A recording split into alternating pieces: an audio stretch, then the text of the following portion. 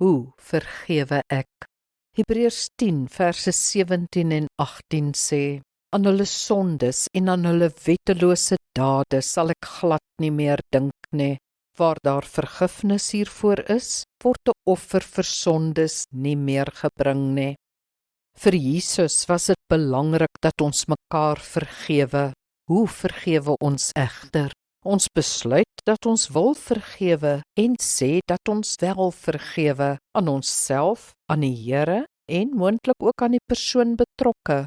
Daarop volg die vaste besluit om die saak nie weer te noem nie, nog aan die oortreder, nog aan ander mense. Dis vergewe, dis agter ons. As ons weer bitter of hartseer word, besluit ons weer om te vergewe en gee dit weer af aan die Here. Ons noem dit weer eens nie. Ja, dis moeilik, maar ons vergewe weer en weer. Moet dit nie sien as iets wat jy vir iemand anders doen nie. Jy breek ook jou eie bande. Jy kom self vry. Jy laat die las van jou afval. Jy laat die Here dit verder hanteer. Hy weet wat hy doen. Kom ons bid saam. Hemelse Vader, ek wil vergewe, maar is moeilik. Ek vergewe, Here. Neem die las van my af. Amen.